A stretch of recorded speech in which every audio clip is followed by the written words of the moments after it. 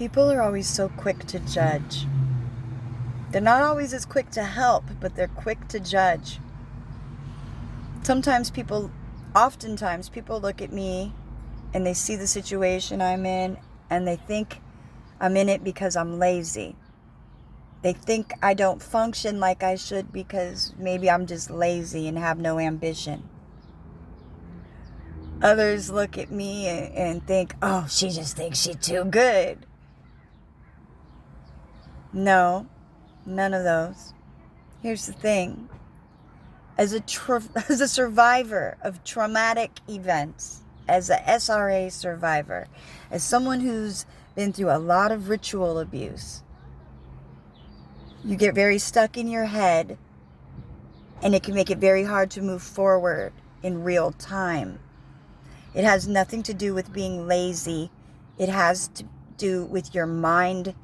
It has to do with an internal battle between the past traumas that happened in your life and then them being revealed to you, learning how to deal with them and moving forward.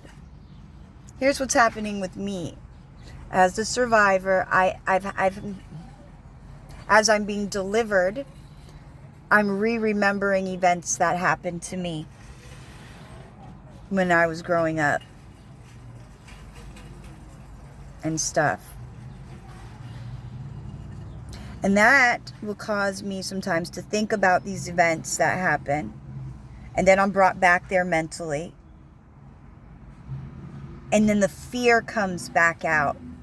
And I live in a constant state of internal fear because I am afraid due to the PTSD. I still feel like people are trying to hurt me. Or I feel that if I try something and I fail, that I will die. Most people can't understand that. That doesn't even logically make sense. What do you mean you feel like you'll die? I mean exactly what I'm saying. A person who's been through a lot of ritual abuse is used to punishment if you fail.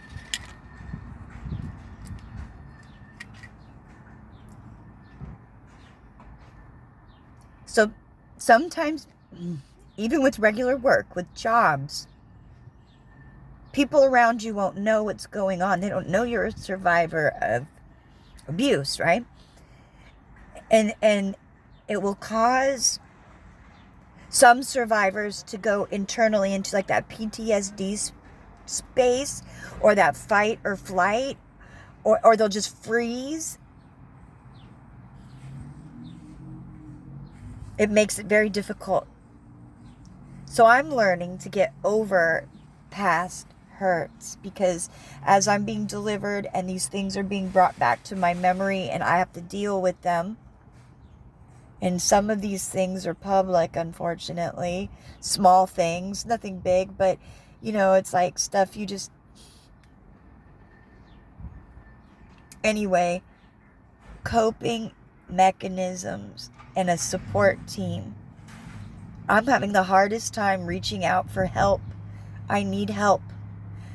I have reached out for help. Most of the people who have offered to help me have either said, yeah, if you do some quid quo pro type stuff for me, meaning more trafficking of a sort, meaning, yeah, I'll take care of you if you let me do this. Yeah, I'll give you this job if you'll work in this industry. That's another thing. You got to be very careful of traffickers. They target on people like this who are in PTSD states because you can easily groom them because they've been groomed their whole life to be used and abused. So a trafficker knows what to look for. And then they come in and work their way into your life. You got to be very careful. You got to be so careful. And that's why right now I'm in a spot where I am mentally trying to heal, spiritually trying to heal and grow. I need help. That doesn't mean I need you to say, never mind. You can imagine what men say. Women don't generally want to help because they think that I would be some type of a threat in some way sometimes. That's what some of these people have said. And that's the farthest thing from the truth. And then you get men who just want to use you. So it's like you're often left alone because, okay, outsiders don't want to include you in because they can't understand your lifestyle. And then the victim ends up not getting the help they need oftentimes because the outsiders cannot see what's physically going on internally inside of a person. Because a person who's been through certain types of abuse or traumas, they can't talk about a lot of things because there are consequences to it. Be it, I don't know, depending on the person and their trauma, be it a family, a society, a religious organization, or whatever. It could be none of those. It could be all of those. I'm just putting different things out there to make it broad so that it's something that different people can relate to. Coping skills, important. Finding people who actually care, important.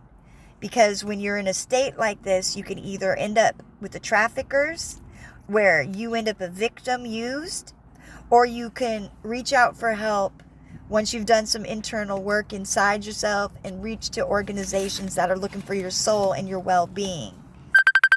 And there goes my phone. That's people looking out for my soul and well-being. I will finish this video after.